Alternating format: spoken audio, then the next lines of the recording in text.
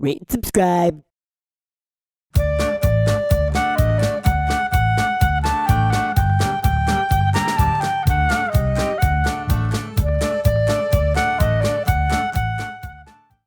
That was when I interviewed you. Okay. And at that point you were about 70 sets deep. 70 sets deep. Yes, it's in the right? preview of Pandemic. Yeah, wow, that was a long time ago. It feels like everything feels like an eternity ago, yet just happened yesterday. Like time stood still. I'm still aging. All of my highs and all of my lows. Like I still feel like it's just the next day. And Oh, yeah, for sure. Yeah, for sure. I mean, I think it's the same as kind of telling stories from whenever ago. I mean, everything, it used to be a year, used to be 2 years, and now you're looking at stuff that's like 5, 10 years ago when it happened, and you're like, oh, yeah, a few years back, me and a friend, we went down to blah blah blah, and you're telling a story, and you're like, God, that was almost a decade ago. Like we got into that 7, 8 years ago. That wasn't so. I think I agree with you. I think time is super relative, especially when it comes to like a pandemic where you're kind of like trapped, and then also like obviously there's pieces of it that are still weird, and then with you guys and your crew and me kind of following along with all the comedians and the scene and everything, just kind of seeing a neat outlet and kind of a way for people to like still kind of be socially congregate, really get together and still be social on some level. So yeah. It's not the same. I would like to go to a bar. I would like to be closer to these people physically, but I still do my best to practice social distancing and all that. Yeah. And I feel like every conversation is literally, every conversation is literally littered with, and we're all taking the proper precautions, and we're doing all the stuff. And I think that's, those are the heavy pieces that are in place. So if you've got those in place, then the rest for it is really just, it's your level of comfort and your level of willingness to be involved in social activities, and what degree that is, inside, outside, how many people, what type of people, etc. Once your comfort levels and once your medical comfort levels have been reached, and you feel safe as an individual, I believe that's, then you go do as you please. Yeah, and I've early on, I've hit my comfort zone at some points. I was briefly very early on doing indoor comedy, and it was not for me quite yet, but I kept doing it. Well, and that's so not to keep trying to bring it back to that documentary, but literally with the different events that you were at like half of the events that were here in Los Angeles, and going to these events and kind of seeing these shows, these were safe shows that you're able to still enjoy yourself and still be able to see great comedy. I mean, if you're trying to do it where you're trying to pack a little room and fill it with people, and it's just as sweaty as it was in 2003, I'm good. Maybe on in it 6 months. Yeah, I'm good. I'm like, you know what, just you can have that, because the rest of it, I love Pan Pacific. I like it being outside. I don't care if there's 10 or 15 people there. I don't care. I mean, because sometimes that is. Sometimes there's 30. Sometimes there's more.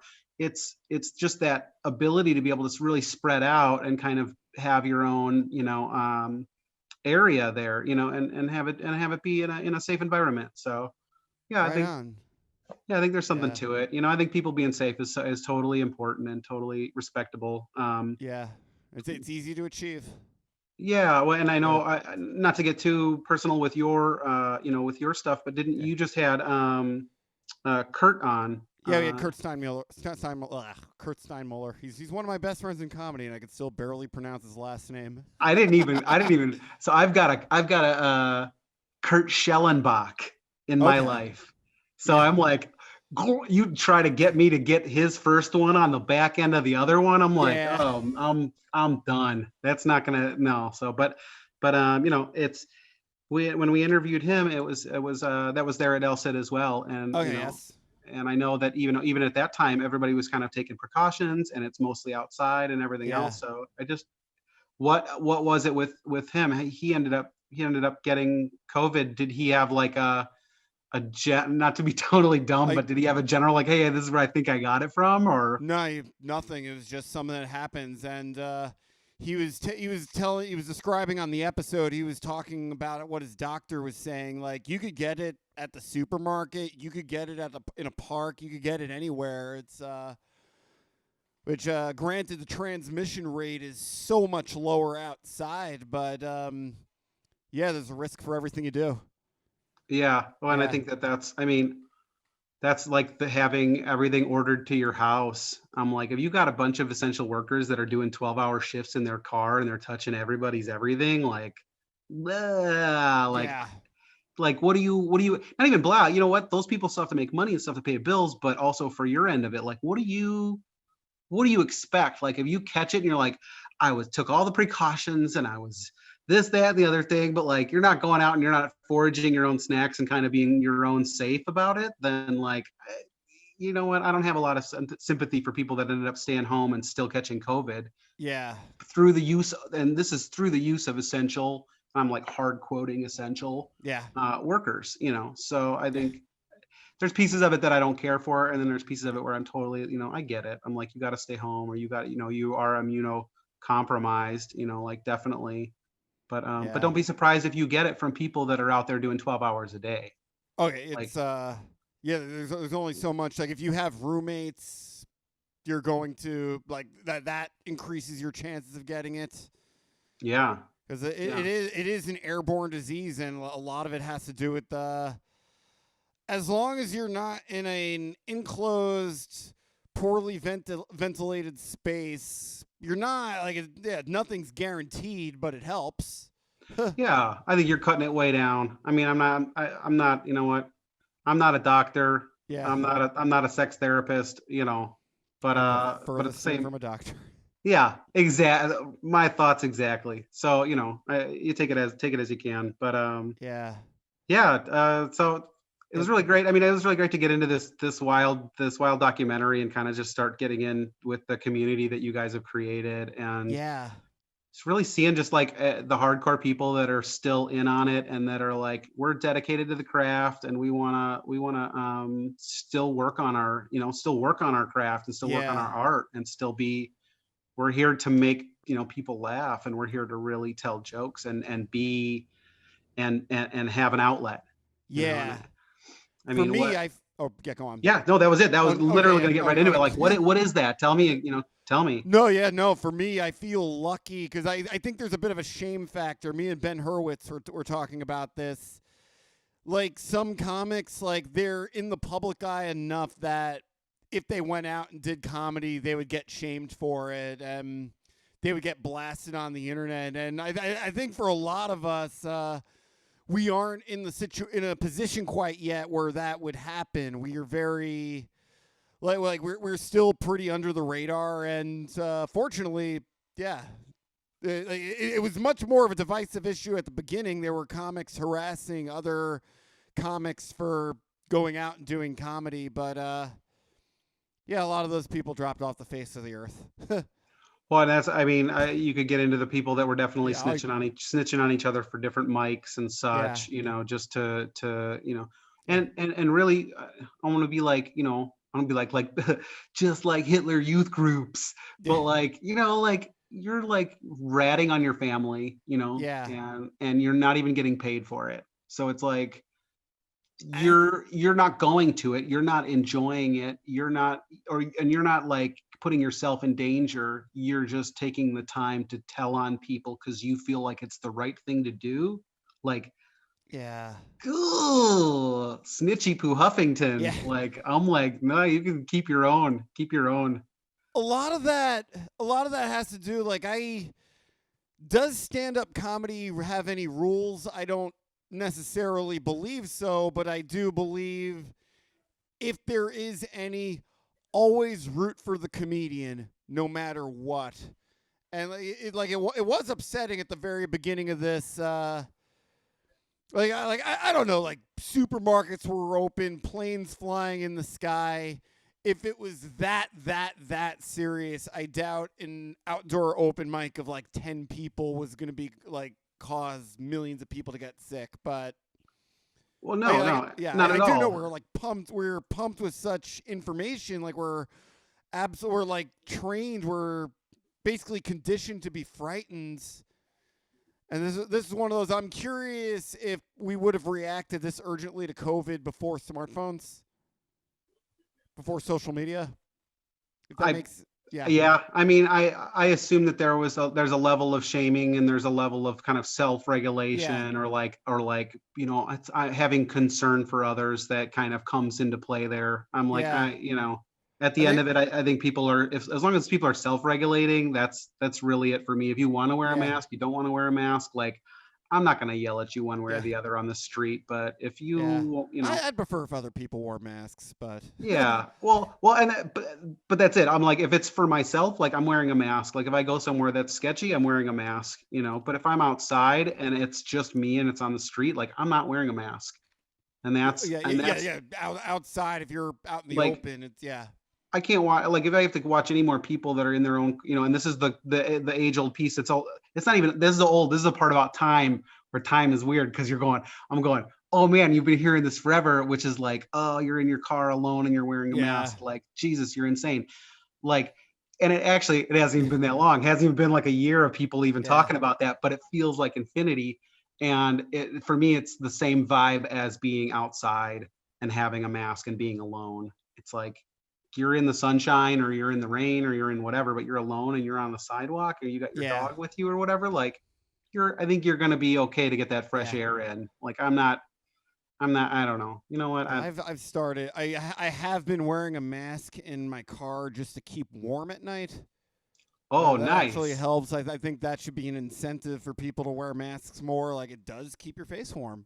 Yeah, you know what? Yeah, it, I'm the same. I've actually when you rock the yeah, mask at nighttime, a couple of these yeah, mics that go a little bit later, and it's like yeah, I'm like I'll hide out in my mask just to stay toasty. Yeah, there's some bennies to it. yeah. So Got so um, have you like you guys have been hitting all of these cities? I saw I saw in the previous 15 cities. Like where else have you guys gone? Have you guys have yeah, gone far out as yeah, you go on? basically just from San Diego all the way up to Eureka. Okay, wow. We did American Comedy Yes, store down there in American San comedy. Diego. Yeah.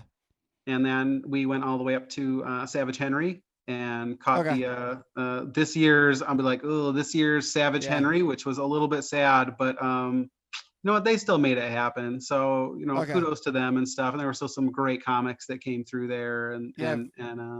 I've been we were doing a able to little bit see. of doing a little bit of Zoom comedy, and yeah, I've encountered a couple of comics from Eureka who've told me about Savage Henry. Yeah, yeah, it's awesome. I mean, they basically do a toilet mag, Yeah. heavy bathroom reading or whatever, and it's like a loose mad magazine or something. Not as much Yeah. illustration, obviously, but plenty of good jokes or whatever, just quickies.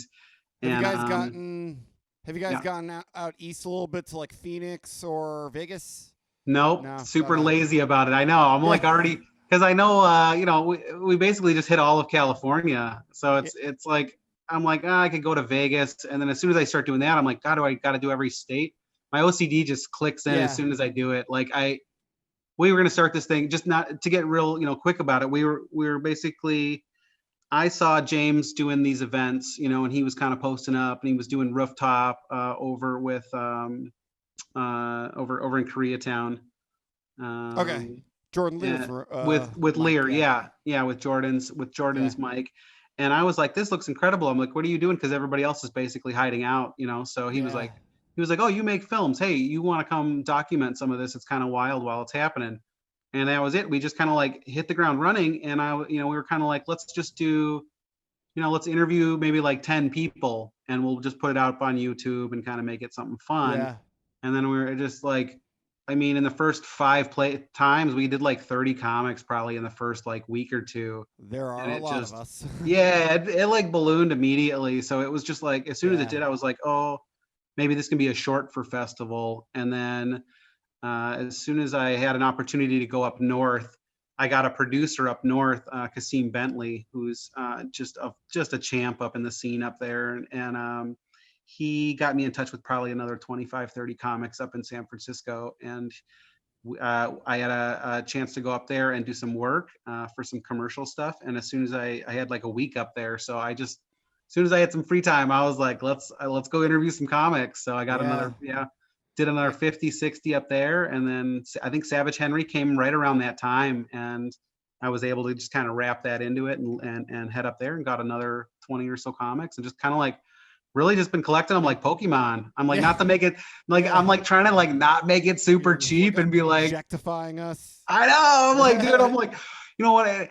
The benefit of this is that I've only had to juggle a few egos, which I know like comedians are super heavy on a lot of the stuff like that. Like I haven't Yeah. had to juggle a lot of ego on this thing.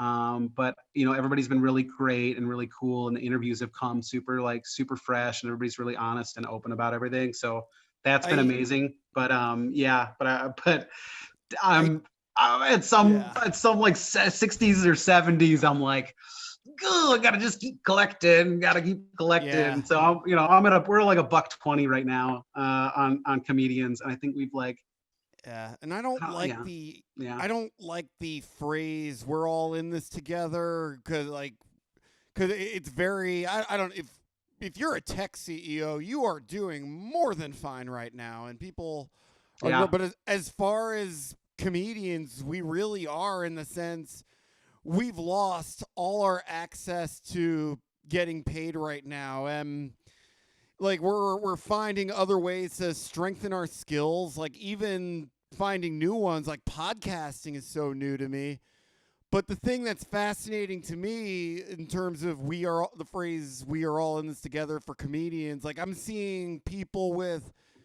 big credits who are hopping into spaces who are going to outdoor mics to because they're really trying to keep their chops together as well. Like Jeff Dye, for example, who yeah. going back to El Cid, like that was the first night I met him, and yeah, he's like the stakes are the stakes are as high for him as they are for everybody else.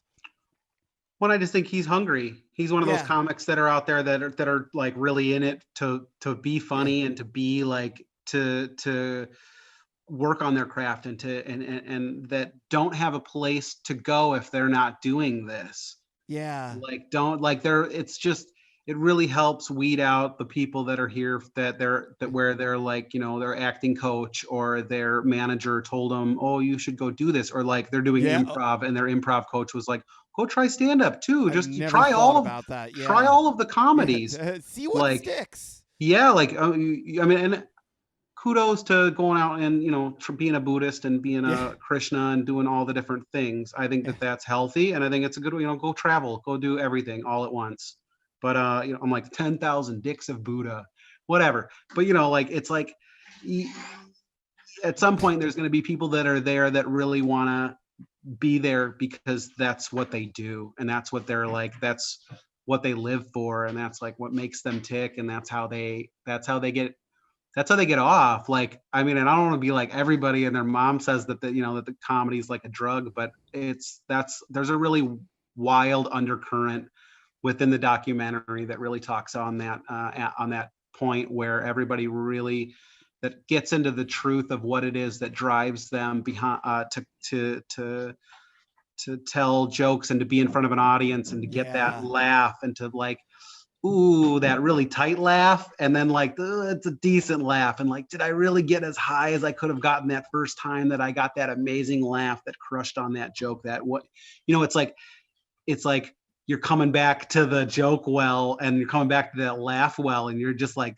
oh, scratch that itch, hoping that yeah. you're gonna get that same, won't be like It's that same high, but there's something really, and this is me just literally as a documentarian, super objectively yeah, uh, uh, seeing that you're like, what, I didn't realize the importance and the value and kind of the wildly crushing addiction of like laughter and the need to be funny and the need to like entertain people in that sense. yeah. So You have no idea, man. As far as as far as like the drug aspect, like one thing that social media does to keep us addicted is getting those likes. That it's like that triggers a dopamine hit, a release of dopamine in your brain. And to me, telling a joke, hitting a punchline just right, getting the audience to explode, to get them on my side, to connect with people, that is more powerful to me than any dopamine hit that Zuckerberg could regulate. No idea. Yeah. It's something I miss. Like it's an incredible thing. Well, and that's that analog vibe. I mean, that's that human connection. That's Yeah. that legitimate, like, audience comic connection of being reciprocal and being able to just enjoy a thought together, Yeah. and you being able to share your idea and somebody else being able to receive it and have it be like really natural, and really Yeah. healthy. I think that's maybe not healthy. I don't know. Every time I say like, oh, really Yeah. positive, I always get a comic that's like, what about being negative? Negative's great too. And I'm like, no, you're great. You're golden. But that connection, I think that connection Yeah. that you get. So Positive, negative, what matters is truth. yeah, Truth is where comedy comes from. I mean, like, I think positive, negative, as long as you're getting attention, that's Exactly. We are professional attention whores. Yeah, no, you've been getting some like working people. Like you got Jeff Dye. You've interviewed yeah. Dylan Sullivan, who's a friend of mine. Yeah, Sullivan Yeah. was really sweet, really nice dude, Yeah. and is he off to Austin permanent now? He is in Austin permanently for the time being. I'm not sure, but Dude, that whole crew. I mean, yeah. they're right there. I mean, they're basically all following the full Joe Rogan experience. Which I'd like to, once he settles in more, like I would like to talk to him to get a gauge of what the Austin scene is like. Because I have talked about spending a couple months out there. I can't see myself living in Texas permanently, and I like the film industry. Like film is where my heart is. You could shoot films in Austin. Also, what if you get a really nice pair of boots? Like, what do you? I don't know what you're trying to. You got some snakeskin boots. Yeah, you got some options over there once you get there. I think Austin's gorgeous. There's a lot of fun. There's a lot of college there. I mean, there's a lot of opportunity. Obviously, if that whole crew's moving there, it's all comedy. So they're going to be, I mean, they're bringing the production, like they've brought it it's on the Spotify level, and then everything's kind of trickled down from there. So I do think Joe Rogan's club is going to be the biggest club in America since the Comedy Store. Yeah, I mean, it has to be. There's nothing else that's happening that's of that magnitude at this time in a state that's allowing that type of, I mean, other than Florida, and Florida's like, Florida's a lot of fun. I love Florida. I got a special place in my heart. I got some good family and friends down in Fort Lauderdale and kind of Coral Springs and Miami and such, but I have connections to the city of Gainesville, which is a very nice little town. Yeah, I don't know if you've been. That sounds like Georgia. Is it on the way to Georgia? It's like roughly halfway between Orlando and Jacksonville. It's on the north end of the state. Oh yeah, I like that. Yeah. North end of the state gets wild once you kind of get into kind of like wait, where am I? Up into there. Yeah. It gets kind of fun. You also interviewed Jamar Neighbors, which yeah, we got Jamar Neighbors on it. You know what? I got a list. I did an alphabetical list of everybody. Let me just rattle some people off. Ivy Cordova? Not off the top of my head. Ivy Cordova, she's an amazing comic out of San Francisco, super funny. AJ Faji?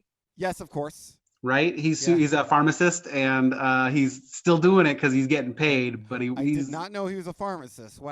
He loves the comedy though. He loves the comedy. Alejandro Ochoa. I'm probably saying his last name. He's a San Francisco dude, super solid, really funny comic. Alex Kahn. Yes, I know Alex Kahn. Yeah, he's CONN, right? Improv, yeah. Yep. Totally awesome, dude. Alexander James. Yep. We got a miracle. Okay. The usual suspects. I even got his gun joke on tape, which is pretty solid. He's got that EBT card or whatever. Okay. You know what I'm talking about? Yeah, I did he pull out the I don't want to spoil like did he That's it. Yeah. The gun all joke. right. He's got a funny gun The joke. gun joke. Okay. I like that you can. Okay, so these are some of the protocols that I'm learning. I'm also learning like the difference where you have to say a show versus a mic. If you're an Yeah, established comic, like you don't want to be like, oh, so how many mics have you done since this thing shut down? And like you're like, yeah. oh, how many shows have you done? I like And to even if call them I like to yeah, refer to them as sets versus like differentiating between show and mic. It just makes things a little bit easier, but I get because anybody could go to open mics. There is no buy-in. There is no entryway. There are yeah, no gatekeepers to open mics. Whereas shows, like, yeah, definitely, there's a difference between doing. God, in 2019, I did 1,021 sets. About 1,000 of them were open mics. So it's like it would be more impressive if I was getting paid to do all of them, but that was not the case. but yeah, no, I mean, but that's okay. So I like that differentiate. I mean, I Yeah. know that there's a differentiation, but I like that you're even going to a tertiary where you're saying Yeah. sets versus the other two. I think there's something kind of Yeah. magic about that. You're like, I'm not trying to be biased. Yeah. I've actually got my own. I've got my own terminology for this, so that doesn't offend or whatever. And there's no shame in it. Everybody has their own path. Yeah. No, that's Yeah. awesome, man. Well, let's go through some more A's. Andrea Bartunik. Don't know her. She is where's she out of Tahoe? She's kind of out of Okay. she's a snowboarding chick. She's awesome. She does No shows kidding, in yeah, Reno. I visited Lake Tahoe for the first time over the summer. It was very nice. Oh, nice. They do shows there. Next time you get up there, or Okay. you're gonna head up there, if you hit me up, I'll hit her up and see what kind of shows they have up there. I'll bet you I can get you a gig. She's Okay. solid. Yeah. She books stuff. Is Yeah. there live comedy going on there right now? I don't know. I'd have to send her a how you doing. I'm like, Okay.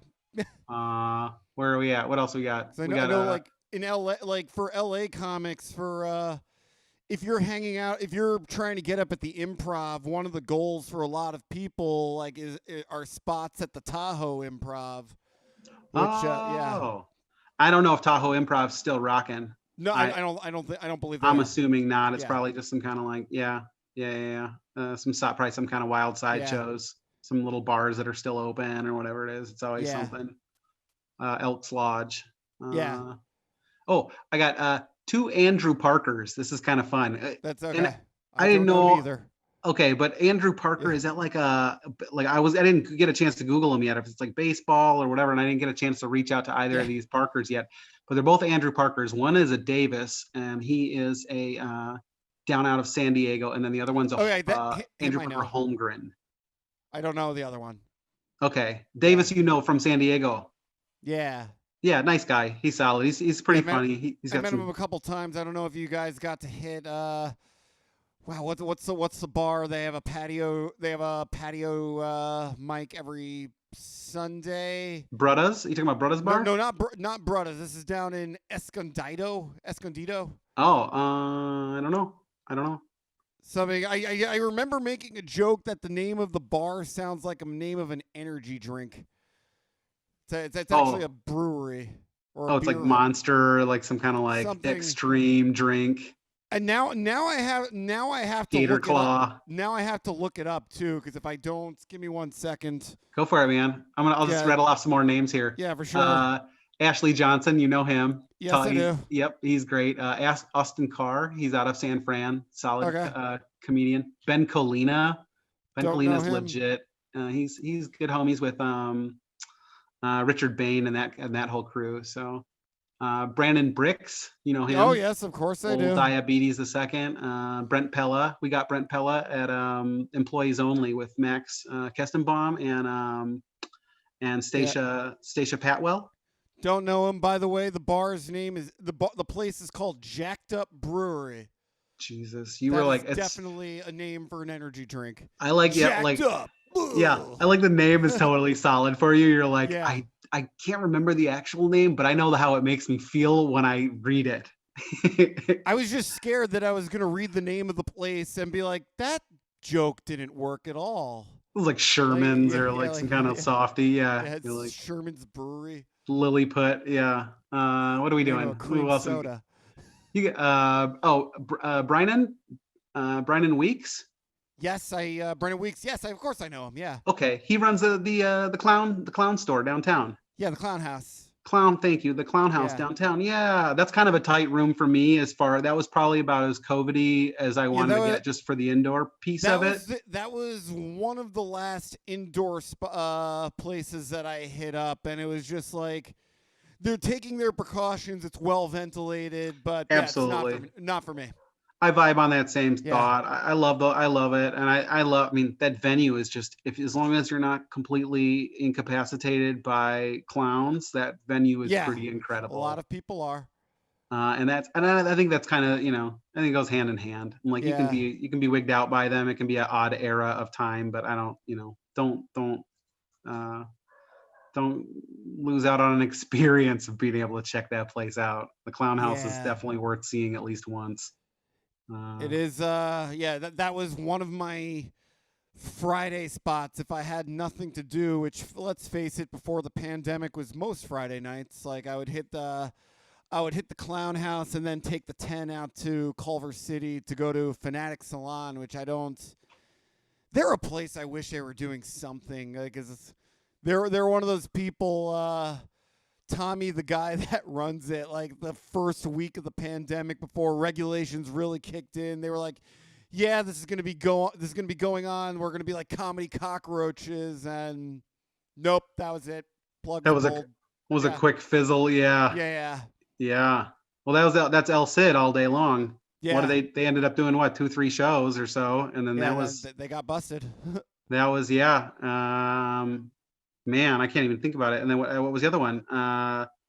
And then down in San Diego, we went down and interviewed everybody down there, and that was the same style. It was like that Yeah, was Nathan down there, and it was I think like a yeah. I week met later him once. Yeah, they got shut down again, and it was there was yeah. not a lot anybody could do. Yeah, American The American comedy. Comedy Company. Yeah. And it's like I'm not like I don't want to like speculate too publicly. Like I've heard how much the owner of the club is losing due to the pandemic, and it's like I feel for him. I feel for business owners. Totally.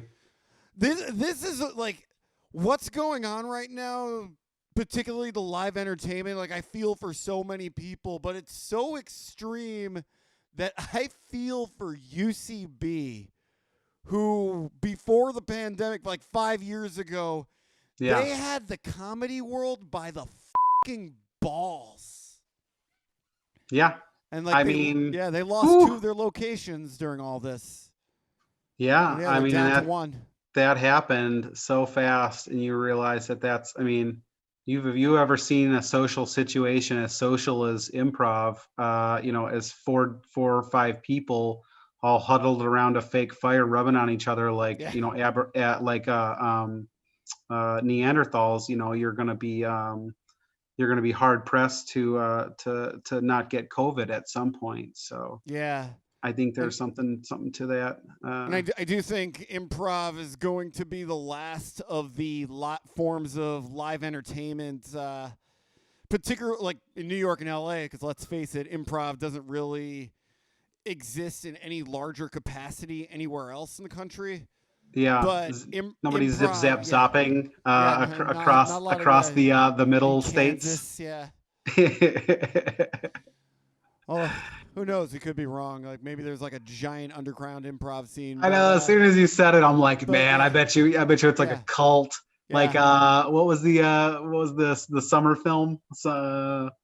Summer Vella or whatever. It was like that I art didn't see. film Yeah, where they're all, oh God, I'm gonna have a moment with it. But but could be a cult, could be an improv cult right there outside of Omaha with like yeah, 4 or 5 thousand strong, and they're just like daily, just like grinding and grinding and yeah. grinding, really But ready I to do create. think that improv is the last one of like the last of the art forms that I think is going to like fully rebound because getting that many people together in a small room to do the zip zap zops and mind melt and all that to find the game or whatever it is, Yeah, whatever style of improv you are learning, like it's like I think there's going to be some rough roads ahead for that scene.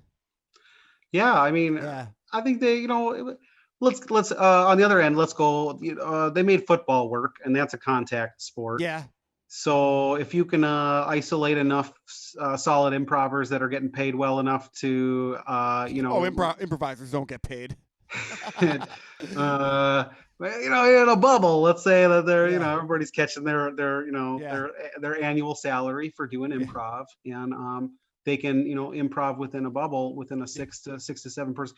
This is how I assume films are going to happen. Serious films within the next Yeah. year or two is that like it's going to be Christopher Nolan and a crew of 50 and a cast of 50 or 100, and Yeah. everybody's isolated and they're all out in the desert and all of their food comes in all like packaged up and separate, and they've all been tested and nobody Yeah. leaves. That's essentially, to some degree, that is what's happening right now. Like, they're not making a bubble out of it, but Yeah, yeah, there's still film production going on in LA, and but it's you have to get tested right away, like one of those like the quick rapid results where it only takes like 2 hours to get your test, and yeah. you're basically sitting in isolation until you get those results, and they're very, very strict about it. And yeah, Well, crazy. Yeah. but it's I mean, and I'm going to add 2 years just from a friend that was doing principal background extra work. Yeah. He's basically tested and Yeah. then quarantined for a day and then brought back on set, did 2 days of shooting, and then Yeah. was tested again and then was quarantined. And then they were like, oh, we got to test again. So then they tested again and quarantined everybody for another day. And Yeah. then they had to test that entire week. So it was on, off, on, off. They were testing them and then off, and then, hide out for a day, paid to hide out for a day, paid to go test, paid to hide out for a day, paid to test, paid to go hide Yeah. out for a day.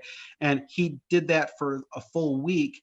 And within the production, they kept having people that were testing positive for COVID. So you were Yeah. like, you're Somebody's every time fucking they up. couldn't get 100% off of the crew or the cast, somebody was Yeah. clicking with COVID every time. And every time they did, they had to retest everybody, and everybody's going home.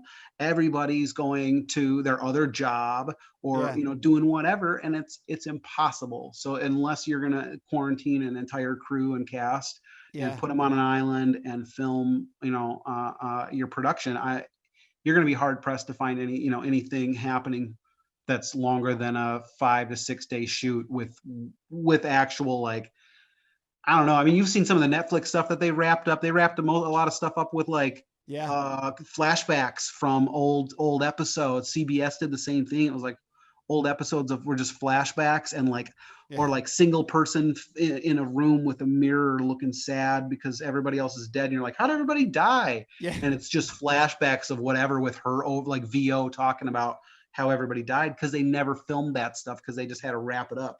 Like, that's, unless they get everybody together on an island, Yeah. that's my vote. I'm like, oh, good luck with them really getting it. I mean, and that's the push to Austin. Yeah. That's the move to Texas to be able to kind of get back into the swing of things, to be able to really get production going. So Yeah, uh, which uh, I think LA is like going to take a real hit over the next couple years. Like from film production, I think a lot of it is going to leave LA to Atlanta has been picking up steam.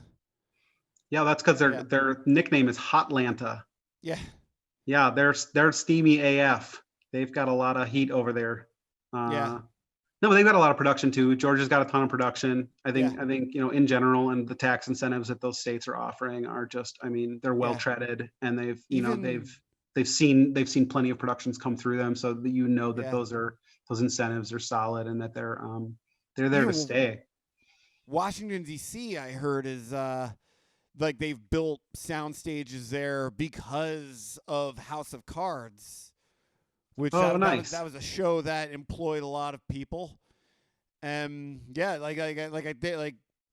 I'm not familiar with film production in Washington, but I'm sure they're going to get like a lot of productions are going to be relocating there.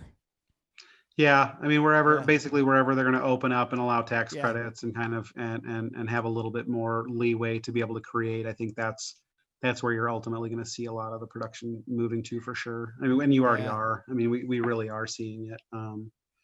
Yeah, it's wild. It's a wild thing, man. Doing this, even doing, we're going, getting back to this doc, even doing this Yeah, documentary in this getting time is back to just the like, doc. it's like, oh man, just to see people that are actually out and about kind of doing this Yeah, stuff and still like in a natural environment for the most part and still kind of creating art and, you know, being part of the humanities has been really just, you know, a super humbling experience and kind of yeah, just exciting to really be a part of, I think at the end of the day, you know, yeah, and to document. So you guys. yeah. We all appreciate it. Like it's yeah, like and something that I find very special is watching a lot of people who have taken a really shitty situation and somehow figured out how to use it to their advantage to become better artists for it. Because at the beginning of this, I had no idea how to do that. Yeah. Yeah. No, that's all. And that's the incentive, right? I mean, like Yeah, if you're in this and you're stuck either way and you're part of this whole mess, like the best thing you can do is better yourself, you know, as it's happening yeah, versus, you know, going down into the quagmire of just existence and kind of just wallowing in your own misery or yeah, whatever, you know, based on the situation. It's like, no, if you're creating and you're making art and I yeah. mean, you're an artist as it is. So like, if you're not constantly creating stuff, you're kind of you're going, you know, kind of nutty as it is. So Yeah, I think, you know, so I think I don't think this is being in a pandemic isn't a far stretch for you to be able to still be entertained by your own thoughts. And yeah, that goes a long ways, you know?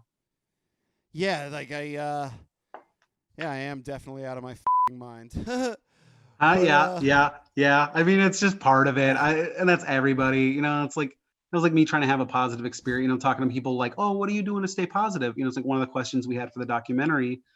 And that was kind of the start of it, you know, was when we were getting into the questions. And it was, you know, I got so many, not so many, but I got a good chunk of people coming back being like, you know, I'm not really trying to be positive. I'm not really trying to have, you know, I haven't really thought about this in a positive experience. Like I'm really just kind of just going through the motions and my house is trashed. Everything's, you know, I'm boozing, day drinking on the regular. Like yeah. That's there's some pieces to it where people are like, I'm not trying to be positive about this, you know. So I think there's it's to each his own. You know what? yeah. I'm not We faulting haven't anybody. we haven't been sold positivity or optimism for the last 4 years, really, in any meaningful capacity. And I don't want to get political. I don't know where you stand. It really doesn't matter in the scheme of things. But yeah, watching the streets of LA explode into this euphoric celebration when Pennsylvania got called, like it really was a turning point. And even in the last day, at the time we're recording this, Biden has been president for a day. Like I'm watching news briefings and I'm not depressed. I'm not feeling hopeless, and I feel like the energy has shifted. And I don't know. I think optimism is going to be a bigger selling point over the next year. Well, and I love Bernie's gloves. Yeah.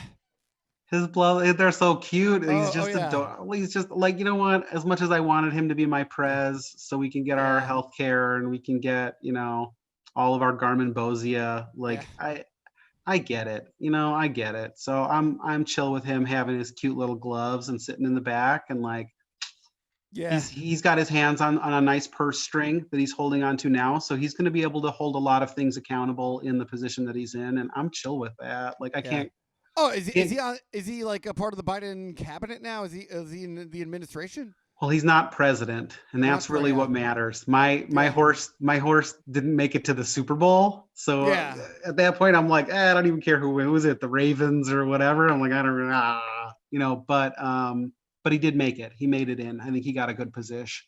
Yeah. Okay. Yeah, I'd have to Yeah. ask the roomie. Hey Tim, what did Bernie get? What's his title? Well, he's still the junior senator from Vermont. Jun- I think that he's going to be heading up one of the more important committees in the coming Congress. He's doing a cash committee, right? He's got some kind of like, he's got a loot committee. We're gonna have to Google it now. I'm in the Yeah. same boat. Yeah, Yeah. he's still baby junior senator, even though he's the old cute old man. He's still a junior senator. So you know Yeah. he's a Wow. baby for life. He's got a young soul. Yeah. Uh, But budget committee. he's on the budget committee. Budget committee. Yeah, Okay. He's the head. So like, Yeah. you know what, that tells me that he's going to have our best interest in mind when it comes to the loot, and that that makes me feel a little bit better. As much as he's not going to be our you know, our our hometown Miss America, you know, he's gonna at least still be able to be on the float, and I think that's important. So Yeah. yeah. I am proud of you and James for finding something creatively fulfilling in all of this. Thanks, man. Yeah, it's been fun. That's a gift. It's something you don't realize until it happens. It was OCD. It was fun. It was like a fun little pet project. And once it got big and kind of rolled, it was like making a snowman. I'm like, once you start rolling that first ball, you're like, oh God, it's gonna be a big ass snowman. And then you're just finishing the snowman, you know. So we're there right now. I think the magic for me is just kind of getting the insight on what it is about comedy and comedians that it's like, that's like what is that magic that makes them click, and what is that piece about them that gives them that drive to want to still create art and still create comedy and still be right now. like just in spite of everything being such a mess and everything, you know, and I love that, and I love the inspirational stories of like their, you know, people's childhoods and stuff, and like kind of how they got into comedy, or like when they first knew that they were going to be a comedian. Like we got a couple of really fun stories like that. Any kind of Spider-Man origin story, I'm a sucker for.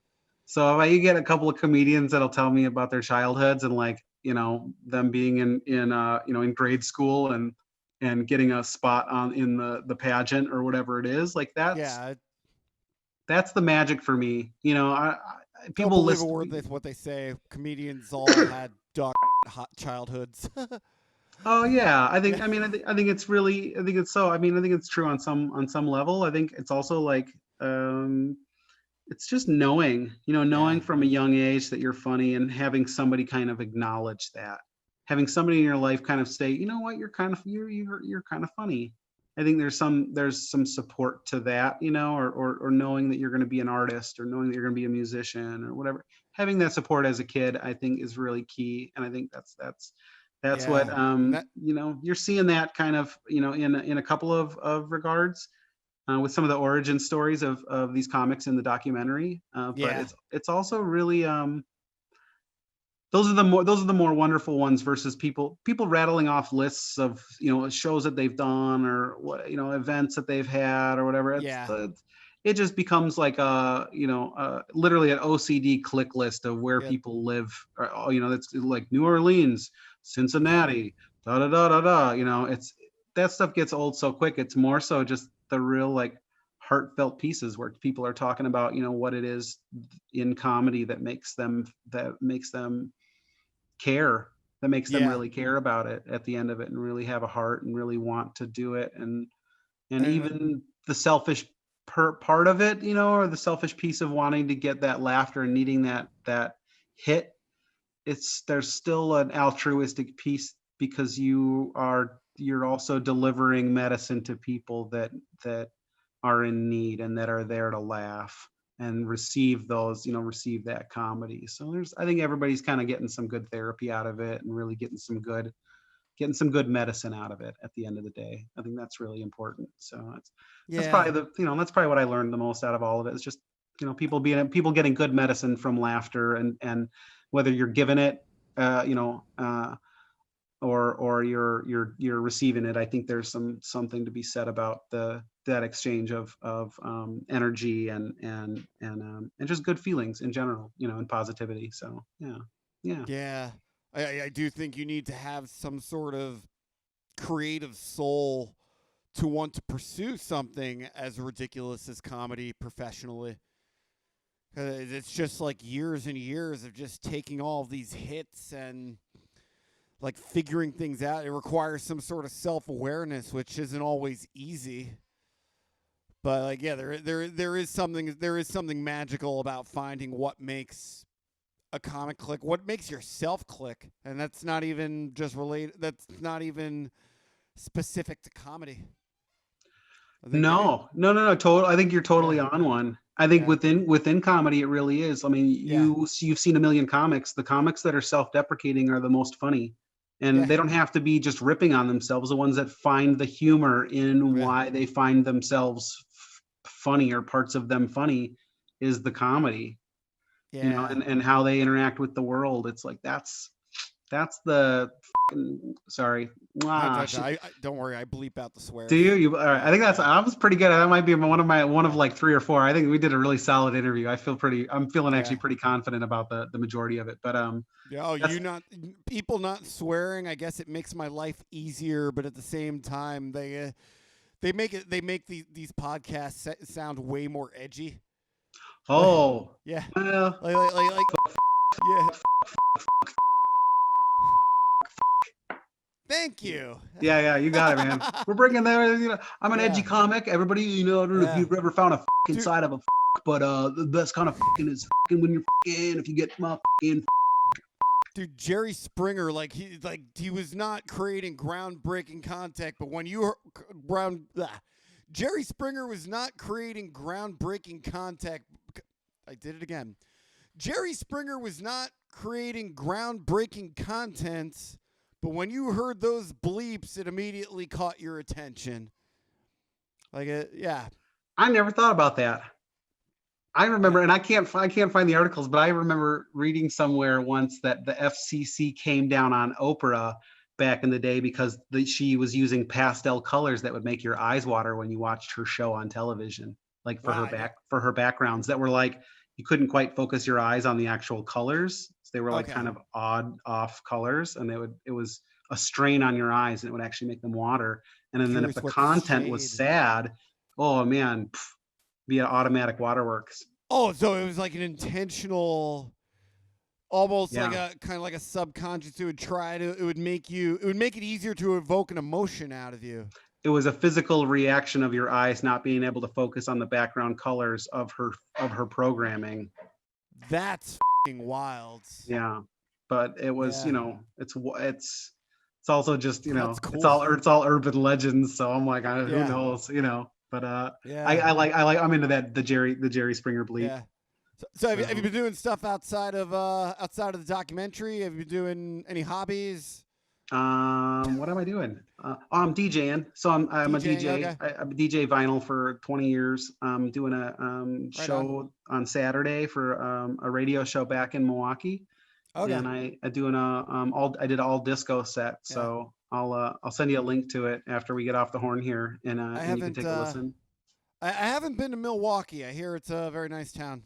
Milwaukee's awesome. You'd love it. Yeah, it's got good rock bands, good beer drinking. I mean, it's binge drinking, so like you are definitely bringing your drinking liver, and then it's I don't know if you ever heard of a band called Direct Hit.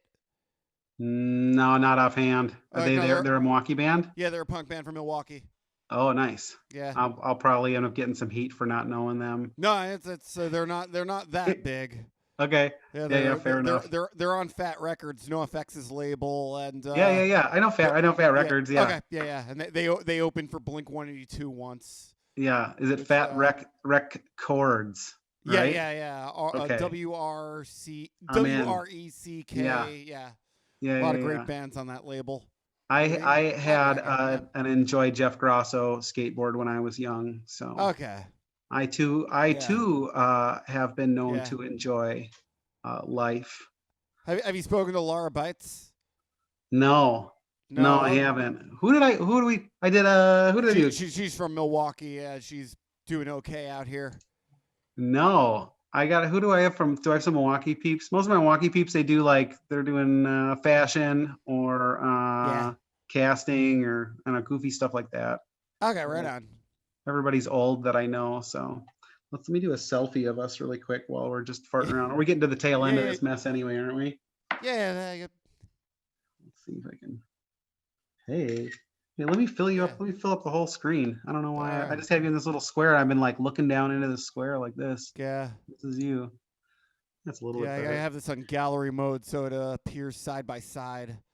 Nice. I prefer that. When it's on speaker mode, it goes back and forth to who's ever talking. Yeah. And I did one episode in that format accidentally, and it just didn't. I don't know. It's harder to edit. Wait, how do I do this so I can go? Yeah. I don't think that hey. works. Does that work? Do I have to look back at myself and then you can only Do see I the have to back of look my directly head? at the camera? Hey, look. Oh yeah. Let's see if that worked. Right on. Whoa, that's like Inception. Yeah. So is the documentary almost done? No, it's probably 70% done. I've got it all down into 70%. the five questions are all set. Everything's Okay. being basically whittled down. I got about 40 minutes per question per section. So, I do strongly recommend getting like finding 2 weekends, you and James going out to Vegas and Phoenix to get a gauge of what things are like outside this state, because it is very, very different. I know, Yeah. Amir's in Vegas now, and there's a few other people in Vegas too that were kind of sniffing around. So if I can Okay. talk him into rolling out there, Okay. I'd make a run. I mean, I've already been all the way up north. I think Phoenix isn't too much of a stretch, but yeah. I just like the OCD in me clicks so hard where I'm like, dude, I feel like if I do that, I'm like, I won't not continue. Like I'll be like, oh, now I need 1,000 comics, and and it's 52 states, and I've got a city in each state, and like I'm already Dude, there. You guys are on the brink of creating some pretty bonkers good like content, like a really good fun. documentary. Like Yeah. go all the way. Like it's such a like I'm not saying go out to New York or anything. No. Well, it's also like, you know what? It's also just a financial piece. Yeah. That's, so it's like if you want to exec produce it and you want to throw a few K my way to throw into the gas tank, and I'll go all the way across the country. Yeah.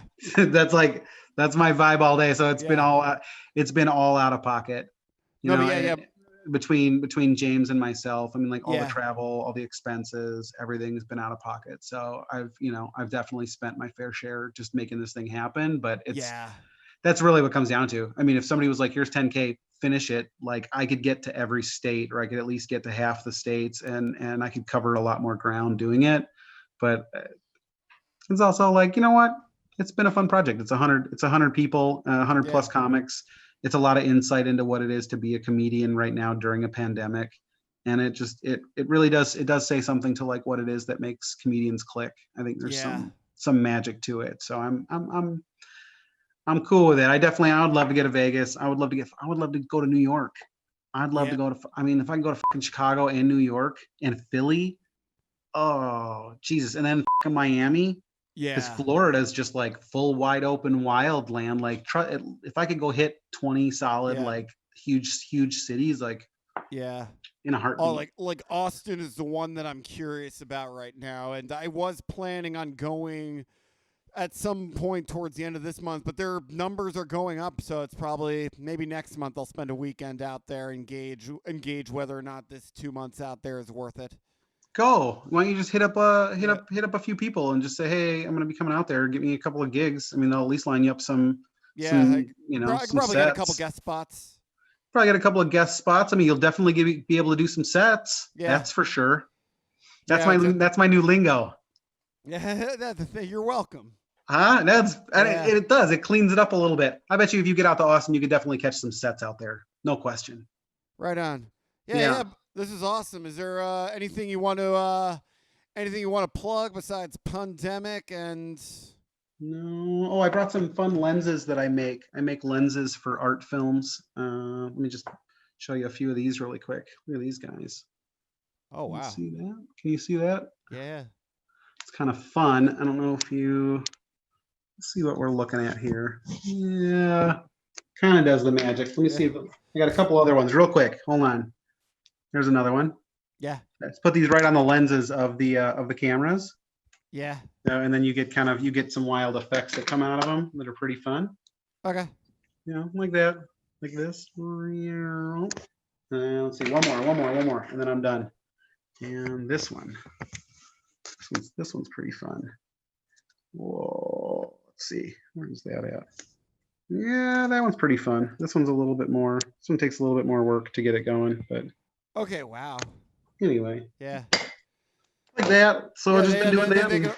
They can all find you on Instagram and all. I'll DM you afterwards. I put like the social media Oh down in yeah, the yeah. corner. At ATBMM, and then at James Demon 333 Yeah. for my producer. At Kasim Bentley, at Classy Lauren B, and at Sam J Comedy. Those are Okay. the producers that have Okay. been instrumental in making sure that this whole thing has gotten off the ground Sam and J. really. That name sounds familiar. Nah, not the famous Sam J. This is the mustachioed Sam J. Yeah. No. Yeah. He has a very thick mustache. Very thick mustache. His Okay. mustache gets a Looks lot of like work. looks like my dad. Oh, definitely. The mustache has Probably, got a yeah. regular. I think the mustache is a regular on a cop series. Okay. No, yeah, but Sam J is just he gets to come along with or whatever, but he's just kind of has to be he's kind of like a stand-in or whatever. He carries the mustache, so they just Yeah. they mic Yeah. the No. stash. It's always and, good to have a mustache around to keep the momentum going. Yeah, definitely in a program. Yeah, you need a good mustache. So, well, thank you so Yeah. much, man. Yeah, let's do this. Thank you so much for Yeah, having no me on doubt. this, man. Yeah, dude, this is awesome. Thank you. Heck yeah, All we right. filled up a whole hour. I'm like, feel like we could chat it up for hours talking about this. So Yeah, we definitely. just hit an hour. Yeah. Yeah, and All that's, right. and that's this is what you run it for. So we're on an hour, Yeah. man. So awesome. All This right. is a great platform. Thank you so much.